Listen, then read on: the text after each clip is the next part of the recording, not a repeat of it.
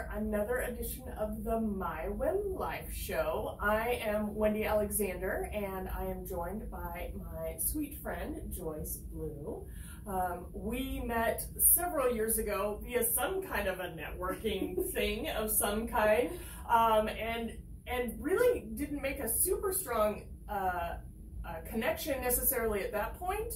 But then I saw her post that she lost her roommate for a cruise, and it was leaving in about 2 weeks.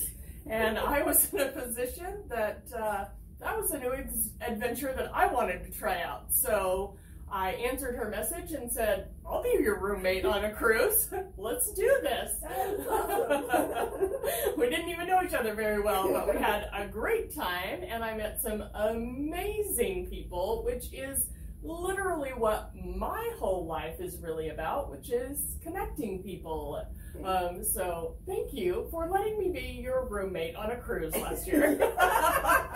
You're welcome. In fact, I think we were the last cruise ship that went out before they grounded them all because of COVID. They did, yeah. When we got back, I think the day we got back, they halted all cruise ships at that point. Yeah, so. In fact, I met some ladies at the airport that were supposed to get on our same ship, and they were trying to figure out how to get home because they had arrived from, I can't remember, Arizona or someplace. Yeah, and couldn't go. Yeah. They had canceled everything. Yeah, and they didn't find out until they got there.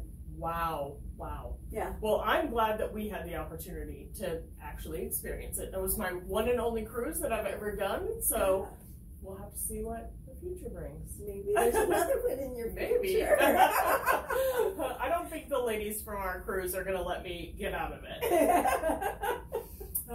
So tell everyone a little bit about who Joyce is. Who Joyce is? Wow. Okay. So I was raised by an entrepreneur father, and he grew up in this little teeny town in mid-Missouri. And at 14, he hopped a freight train and went to California. How he got there with no GPS, I have no idea. Because anywhere I don't know where I'm going, I always have to use my cell phone maps. So, yeah. But anyway, I joined the CCCs, and he became a military drill sergeant. And then when he was medically discharged, he opened up his own upholstery business. And he said the reason he left was because the only thing to do there was to get drunk and get in fights, and he wanted something better for his life. So I always loved him for that. Yeah. But he taught me at a really young age about money and how to be empowered financially. And I so wish every parent would do that. Right? Oh. Yeah, because you know, don't get me started on that. We'll be talking the whole 30 minutes about that. But, you know, it's like if your parents were not empowered and did not teach you, unless you're self-taught, you have no idea. And the bad thing is you think you know, and you don't know what you don't know, and that's what gets a lot of people into trouble. Absolutely. So anyway, just past my 20th birthday, I had about $7 grand in the bank, and I got married. I fell in love with this cook at this restaurant that I worked at. And coming from a very stable, comfortable middle-class family, didn't know all the important questions to ask, like, why don't you have your own bank account? And how do you see your financial situation in 5 years, or any of that kind of stuff, right? So I put him on my rainbows and butterflies at that point. Exactly. I put him on my bank account because he didn't have one of his own, and within 6 months, all the money was gone. We were in debt, and he had become extremely physically abusive. So I followed him out on the driveway one night because I'd never been in debt in my life, and I had no idea what that felt like, and I hated it, right? It was the most horrible, overwhelming, possessed my every waking thought kind of thing, and I just did not I was like, I just can't do this, right? Yeah. Followed him out on the driveway one day when he was on his way to work because I knew he didn't have time to beat the crap out of me. And trying to get him, this was back when you had to come home with your paycheck because there was no direct deposit. And so he got up in my face and he said to me, "You will never leave me because you need me too much." And he got in his car and he drove away. And I was like, fearless kid growing up. I had 3 older brothers who were quite a bit older than me. So to realize at that moment the situation that I was in, you know, I don't know if you know anybody that's ever been in a physically abusive relationship, but it becomes disempowering extremely quickly, even for the strong. Oh, yeah. And so anyway, I went inside and I cried. And then I took a big sobbing breath at that moment and listened to the little voice inside me that said, hey, hang on a second. You don't need him. You created everything that you had before you met him, and you can go do it again. So I grabbed my car keys and I drove to my parents' house and I got my dad's Pinto station wagon and proceeded to move everything out that I came into the marriage with and moved back to my parents. Within 3 days, I had a room in a home that some of my coworkers were renting and just happened to be looking for a roommate, and opened up a new account, closed the other one. There was no money in it anyway. And within 6 months, I had all the debt paid off and was paying extra again on my car. And then I had people starting to go, wait a minute, how did you do that? Teach me how to do what you just did. So and you're still in your early 20s, right? Yeah. And so for years, I just taught people how to get out of debt. It was just like something that somebody knew I knew how to do that, and they would say, hey, go talk to Joyce because, you know, she can help you. And so then like 2016, somebody said, you know, you could get paid for doing that. And I was like, what?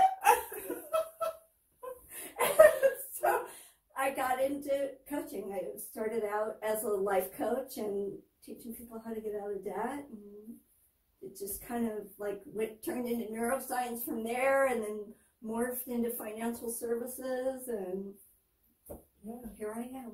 I think that's so fascinating because 2016 was the same year that I was doing coaching, business coaching, and someone said, you know, people will pay you for this. And I was like, oh, like it had never crossed my mind. I was just being helpful. This was the knowledge that I had, a skill that I had, was happy to share it. Thank God for good friends who will tell us what we are just completely blind to see.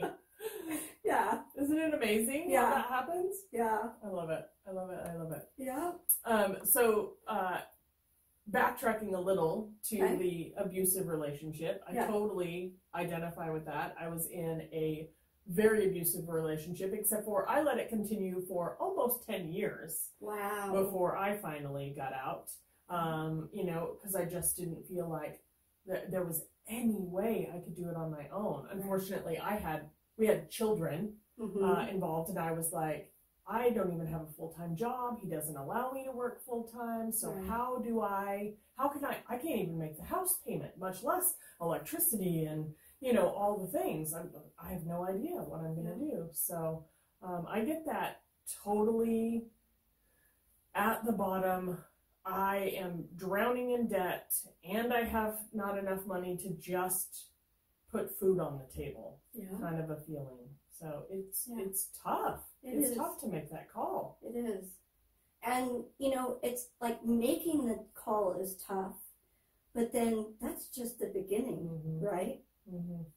So it's all the little steps that you have to get through mentally and emotionally and financially. You repeatedly have to make that same choice over and over and over again for months afterward, so that you can keep that separation. Because at any time, you know, we see that in abused women regularly.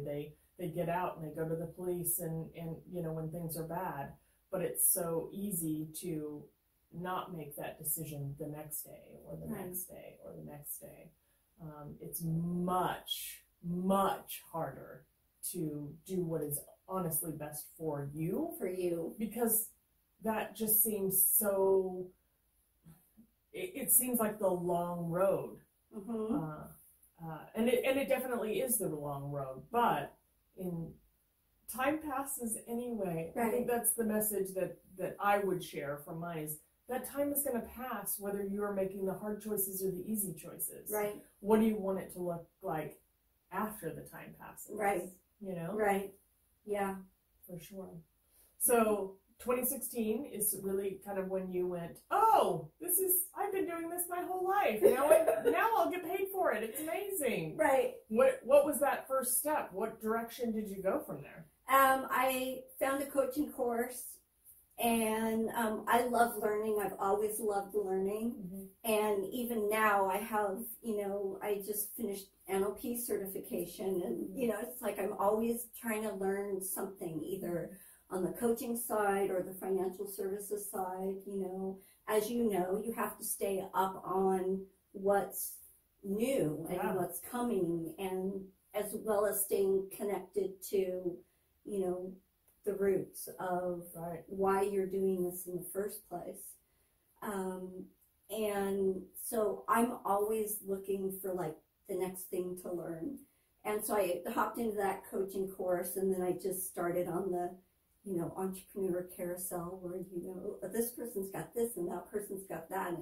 But then you have to like jump off at some point and go, okay, I know what I'm doing. Right. And, I had done it for decades at that point, but you start getting into courses sometimes. And then of course that little voice, you're not good enough to do this and blah, blah, blah. So it's like, even being empowered financially, I still had so many things that I had to go through because I hadn't been charging for decades, right? Yeah. Now all of a sudden somebody wants me to charge people to do this. Yeah. So, so I got to revisit some of my old trash.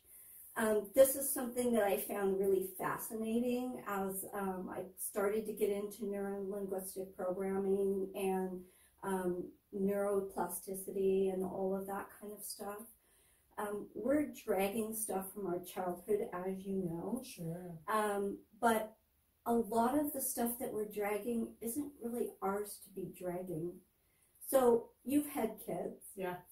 And kids are very self-absorbed until they're about 12, mm-hmm. right? Then they start having a realization of how what they're doing affects others. Right. Yeah. So, but from the time we're born until about 7, we absorb everything that's happening around us as that it's about us. Yeah. So people may have heard a conversation, maybe dad was screaming at mom about how she was horrid with money, or she spent too much on groceries, or whatever it was. Mm-hmm. And somehow we've taken that on as that it was about us. Right.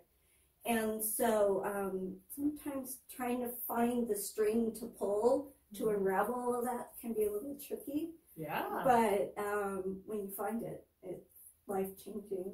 Yeah. So I just absolutely love digging into that. Digging and finding those things that can help free people from whatever it is that they don't even know really are holding them back. Yeah. Exactly. I love that. I totally love that. So what really kind of, because financial services is kind of such a wide array. Like what do you really specialize in, and what do you love most about what you do? Okay. So, it's funny because I went from teaching people to get out of debt, and I was always turning my investment stuff over to other people. And I finally one day, it's probably been about 2.5 years now, went, why the hell am I doing this? Right. This is like a natural progression, because I would help people get financially healthy because they were trying to buy the house or buy the car or whatever, or they were just so overwhelmed, and then turning them all over to other people. And I was like, well, then if I just go get licensed and learn what I don't know, right, it's like a very logical step. Sure. And so that's what I did. I went out and I got licensed, and I started working with some amazing people that have been doing this for 20 25 plus years, and they're all just super, and even to this day we like look at each other's stuff, and it's always nice to have more than one set of eyeballs on everything. So I really like to focus on 2 different areas. One is like the young people that think they don't need to do whatever, and teach them the time value of money. So it's like you stick $200 in something and you have 40 years, you're going to get a lot further than if you put something in and you have $200 in 5 years, right? Yeah. You know, so that $200 has multiplied multiple times by the time they're 60, rather than waiting until you're 55.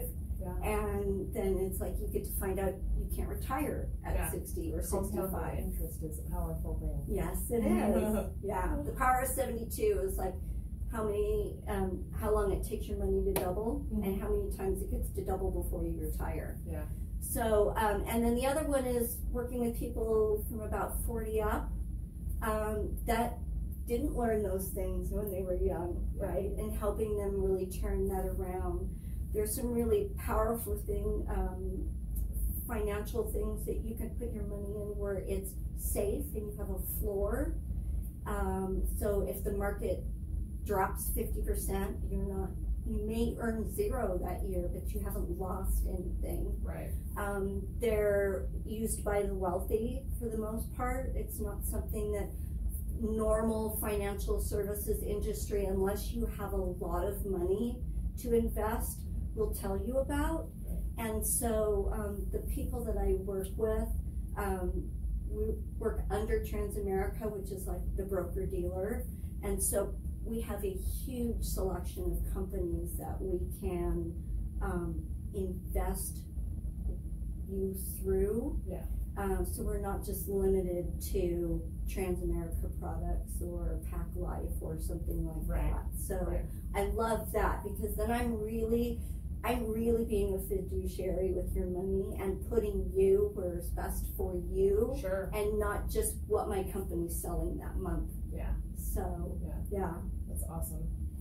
It follows the same, very similar lines. You know, I always tend to compare things back to, you know, the mortgage industry. So I prefer to send my clients to a mortgage broker that has the availability to look at a wide array of products that are available to them, instead of sending them to their local bank, which only has the products that their bank offers. Very similar.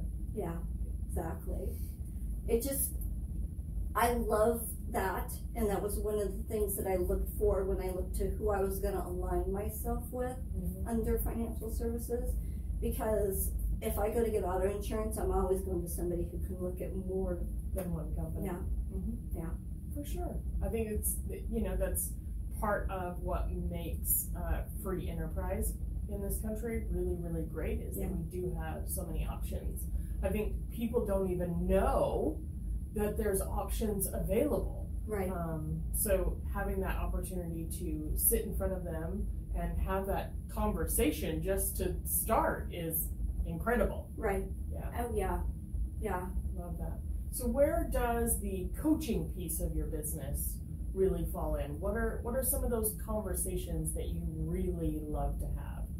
So if people are stuck financially and they feel like they can't catch a break, or nothing ever goes their way, or with those types of things, you know, which we all know are limiting beliefs. They're not truths. Exactly. Exactly. In fact, that's always what my free gift on my landing page is, a guide about how to debunk your limiting beliefs about money, reframe them, rewire them. And then when you can do it with money, you can do it with anything. Just because I'm focused on money, that's you know, kind of. I think money is a powerful way to see that too, because it's something that you can count. Where some of the limiting beliefs that people have it's very internal and very emotional, and right. it's hard to see the return and see that shift. Yeah. Where money is literally, like, you can count it every which way from Sunday. So right. it's really an easy way to start going, oh, I see the change. Right. Yeah. So I do women's empowerment and what I call money relationship coaching. Mm-hmm. So money is very linear. Men are very linear. Women are very relational. Yes. Right? So when you can teach a woman to that her finances are a relationship, just like her spouse or her kids or her dog, right? Then it's like life-changing. Yeah. So those are some of my favorite things to do. Well, like if you kick the dog every time you walk in the door, right? The dog's not going to want to come and run to you anymore. Or if you chase a dog, if you're trying to get the dog and you go chase after that dog, what happens? The dog runs away. The dog runs away. And money is the same way. And when I first started to kind of learn this concept, I was like, that is bizarre, right? But it's a whole, again, it's just a different way to look at something, right? Just like, why do you think that the cops interview everybody at the scene of a crime? Because everybody's going to give them a different story because of their perspective, right? Yeah. And so money is the same way, and our limiting beliefs are the same way. And give you a great example. I have this one gal that I've worked with for a year now. We just passed our year anniversary together. And when I first met her, she was like, oh, I'm fine financially, but she wanted to get, her first two goals were get through the day without crying and work up the guts to quit her job and get a better one, because it was, her work environment was really toxic. And but it all stemmed from stuff that happened to her in childhood. And even though she thought she was fine financially, she still had limiting beliefs in there that was keeping her from quitting her job and getting through the day without crying, and being able to feel she was worth getting paid more. So she quit her job in December, and in January started a new job where she's making $40,000 more a year than she was at the beginning of last year. Yeah, that's fantastic. So, Yeah, it's got to be super empowering for you as well to be able to watch that transformation happen too. Oh, yeah. And you can probably see it happening before they have any idea. Yeah, and there were a lot of times where I said, okay, hang on a second. You know, it's like, what would you have done 3 months ago or 2 weeks ago or whatever? You know, when they just, it was just something that they didn't even catch, right? The first time she made it through the day without crying, that was a huge thing, right? But then days became multiple days in a row, and then weeks in a row, and so, you know, you can, as the coach, as you know, you can always see it before the other person really does, and then you get to point that out to them, and that's like so fun. It is so fun. It's so fun. I love it. So as an entrepreneur, the things that a lot of my viewers love about the show is we talk about what are some of your success habits or routines that you use on a regular basis to keep yourself moving forward. Okay, great. So I get up, I'm like one of those 5 o'clock people. And I always, even from the time when my kids were little, I always got up to take care of the things I needed to do before anybody else in the house woke up. And so I've carried that into, even though now it's just my husband and I, right? And there's no way he's getting up at 5 o'clock when my alarm goes off. He barely even like wiggles in the bed, right? But I still get up and I still do those things that will feed me. So, you know, I get up, of course, you take care of all your little bathroom routines in the morning, and then I will meditate, and I have this energy meditation that I love, right? We have to find what works for us within that realm. When I first started meditating, you know, monkey mind, right? That little, your mind's always going, go, right? You can't get it to shut up. Right. And so I was like, meditate? Are you kidding me? I can't. There's no way. Oh, there's no way. I thought the same thing. Yeah, like 2 or 3 minutes was like earth-shattering for me. And so I found this little energy meditation where, you know, because it's like guided, it gives my mind something to focus on, and then my body can relax and do those things that it does to help me come up with the thoughts that I need for later in the day or whatever. I love that. I also read my scriptures in the morning. That's a little fun fact. Not a lot of people know about me, but again, that's something that feeds my soul, right? And so just helps me get through the day, and as they compound, get through the week. And inevitably, something will come up where I'll be able to draw on that, even if it's just in my own personal situations. So, but I found that it really helps me be more calm. You know, all those little things, right? Helps you be grounded and be focused and fill up my own cup. So I'm a big advocate and again, this goes back to toxic relationships, right? If your cup isn't full and you're the one keeping it full, right? Then you're looking for others to fill you up, right? Then those kinds of relationships become toxic, right? If I, like, you made me angry, or you did this, or you did that, we have to take ownership, right? Yeah. So it's like, you can't make me angry unless I let you make me get angry. Yeah. Right? 100%. Yeah. I think that is a really hard concept for some people. They just are like, no, they did, you know, he cheated on me, so I'm angry. Right. I understand that you are feeling angry, but his actions didn't make you feel that way. Right.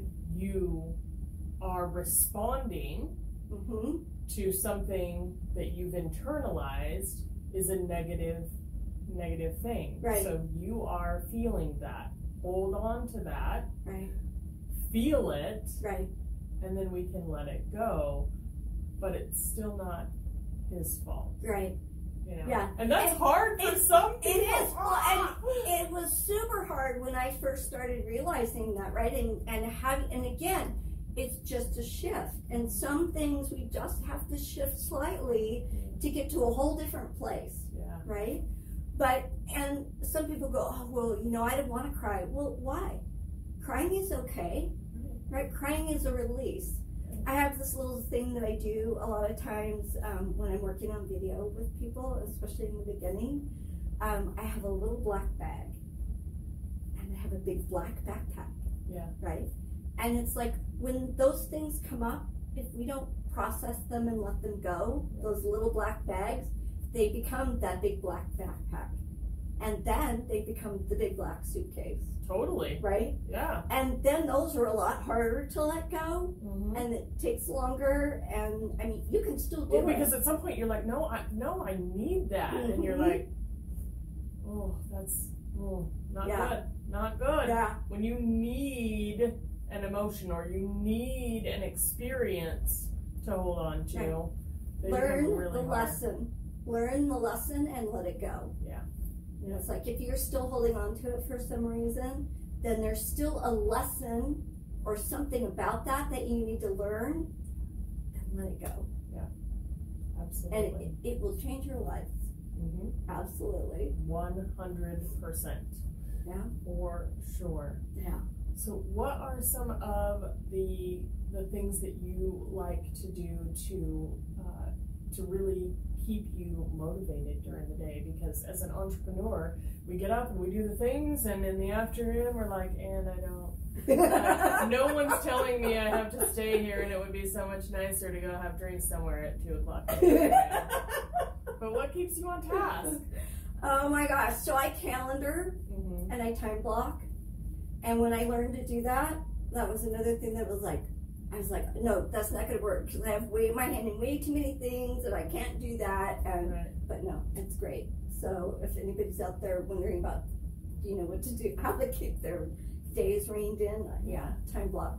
But I love to listen to podcasts, and I will get on YouTube, and I have certain people that I follow, motivational people that I follow, that I'll go, just like listen to something that they've released recently or whatever, and that's what helps keep me motivated, because I am very kinesthetic, so emotional, right?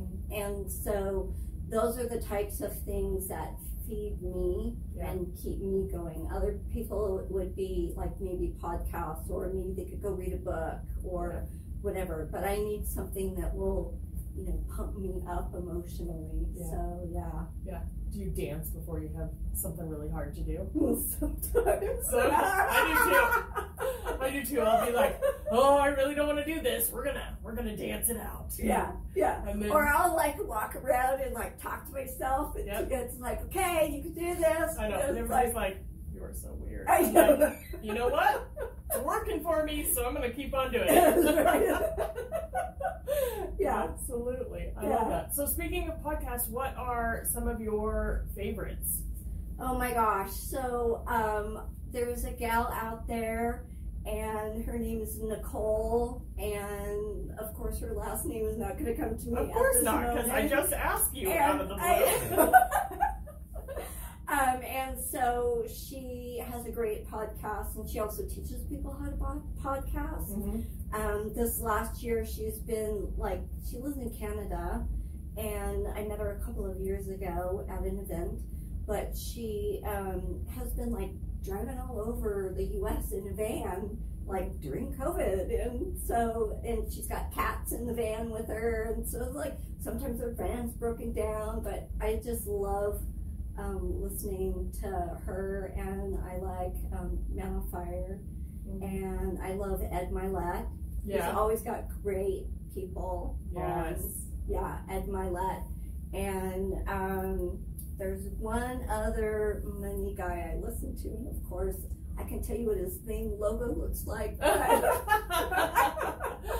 Can't think of his name right now. So, but I'll text you when I get home. Tell me, and we'll put it in the show notes so that everybody can link to some of your favorite podcasts. I love that. Okay. That's one of the things that my assistant and I were talking about, is we're looking, at what's next for the show, and how do we grow, and what do we want to do differently? How do we want to share? One of the things I think are, what's your favorite podcast? What are your favorite books? I think people really enjoy finding that stuff out. I know I'm always asking people, what's the best book? One of my favorite books, and I read this when I was young, and it was totally different than why I picked it up. I picked it up because of the title, How to Win Friends and Influence People. Right? And I picked up that book, changed my life. Totally changed my life. I was like, oh my gosh, I'm such a snot. Right? Some of those realizations, you're like, I remember my first self-help book. It was called Shut Up, Stop Whining, and Get a Life by Larry Winget. And that was the first time that I realized that I was playing a victim role in everything that I did. It was real eye-opening and really hard for me to deal with. But it changed my life. I can identify someone that's a victim in about 10 words, and sometimes no words at all. Nonverbals tell it all. And I've also, I think we all tend to slip in and out of different roles, but I learned real quick to start catching when I was doing that, and take that personal responsibility. When I was getting divorced from my kid's biological dad, somebody said, read Codependent No More. And I was like, I'm not codependent. And that, now I know as soon as somebody utters those words, they need to go read that book, Because, again, if you don't know what you don't know, and I never realized really what codependency was, But it's like when you're running around with a glass that's empty, then, that was one of my favorite books as well. I loved that book. Changed a whole lot. Oh, Yeah, it was very eye-opening. Yeah. Interesting. Yeah. Interesting. As a coach, do you find, I guess most of the people that probably come and interact with you are very similar to me, like they're open enough that they're ready to hear some of the hard things. Mm-hmm. But have you ever run into a client that just is not ready to hear what's next? Yeah, usually I can weed those out on the discovery call. Mm-hmm. I mean, you get to the end of the call and they're asking, well, how much does it cost to work with you? And you give them a couple of things to go do, and I'll usually say, go do this, and then, get back to me and let me know how it goes. And then, you never hear back from them. Yeah. So yeah, when you get good at discovery calls, and then you get good at weeding those people out. Yeah. So usually they don't make it past the discovery call. Yeah. Unless they're really good at fooling themselves as well as everyone else. Right. So occasionally you'll get a defined client, but it's very rare these days. Yeah. Yeah, I used to have a really hard time with that when I started, because I really wanted to help everyone. Right. When I realized the value of what I had to offer, not even financially, but just, oh my gosh, I hadn't even recognized this as a skill. Mm-hmm. And when I reframed it in that perspective, I was like, oh my gosh, I have to tell everyone, everyone needs to know. So you have that was really hard, because it took me a while of coaching some people who just weren't ready and weren't open to that. And there's 3 steps, right? So you have awareness, then you have acceptance, mm-hmm. and then you have inspired action. Yeah. Right? Yeah. And so you have some people that may be kind of aware they need to do something different, so they're looking, but they haven't really accepted the fact that they need to do something different. Yeah. So until they accept the fact they need to do something different, and they're ready to take action, they might not know what action to take, but they're ready to take the action, nothing will change. Yeah. I liken that very much to a smoker's journey, because I was a smoker at one point, and I was like, before you have the first cigarette, you're very aware that this is a bad idea. Right. You do it anyway, repeatedly, for years, and then you get to the point where you have accepted that you need to quit, like it's harming your physical capabilities, it's harmful to other people, the environment, whatever that road you take, or of acceptance, right? But even with those two, even having those two is sometimes not enough. Right. You have to go, okay, this is the line in the sand that I'm drawing, period. Like, this is more important to me to stop this behavior than it is to continue. And that's a really interesting flip that happens there. And it's usually instantaneous. Right. Like, people are, you hear people say, you have to just make the decision. Right. And that's such a hard concept for people to understand if they've never been through a shift like that. Right. But it really is like one decision and then it's over. It changes everything instantly. Right. But you don't get it if you haven't been through it. Yeah, so. Exactly. Well, and whenever I hear somebody say, oh, knowledge is power, I can't remember who first said that quote, but I would love to strangle them. Right. Because you can have all the knowledge in the world and you have no power. Mm-hmm. So inspired, when you take that knowledge and you turn it into inspired action, that's when you have power. Absolutely. So, it's very similar. Affirmations. Yeah. Exactly. I love affirmations. I love affirmations. They have to work for you, right? They have to resonate with you. You can't just take somebody else's stock affirmation unless you read it and go, oh my gosh, I have to do this every day. Right. Then great, that one will work for you. Yeah. But even if you say something, you're like, I'm so happy and grateful now that I have $1 million. But you sit on the couch all day? Right. That affirmation is garbage. Right. Jim Rohn has a quote that I love, and it says, affirmations without action is the beginning of delusion. Yes. It really is. And Yeah. so some people get so stuck at the beginning of their self-improvement journey on that affirmation piece, and then get mad that nothing's happening. Right. But they haven't backed up any of it with actual action. Like that was the secret missing from the secret, Right? Well, I love that in theory, but Right. you still have to do the Yeah, things. you have to take the action. Yeah. Absolutely. This gal that I was talking about earlier, she's been such a rock star because the things that I gave her to do, she did. Yeah. Right? And that's why she made the progress that she made. Yeah. So. Absolutely. Yeah. I love that. I absolutely love that.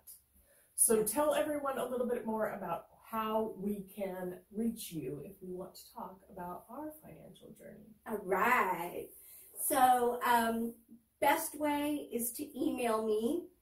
And then no matter, I mean, you can find me on Facebook and Instagram and all of that stuff, but just email me. Super simple. Joyce, Joyce, .blue, just like the color, Yeah. at Wealth Wave, so like riding a wave Yeah. of money.com. Perfect. I love that. I love that. That's fantastic. Awesome. Well, I have really enjoyed chatting with you. Of course, we'll have lots more opportunities to chat. Yes, thank you so much for having me here today. It's been awesome. Yeah. When you asked me, I was like, yes. Yeah, I know. I get so excited because I know that there are powerful stories and powerful journeys, and that is how we affect actual change in the world. Yeah. So, Yeah. yeah. Thank you so much. Thank you so much for tuning in to the My WHIM Life show today. If you haven't already, be sure to subscribe so you don't miss a moment of the goodness.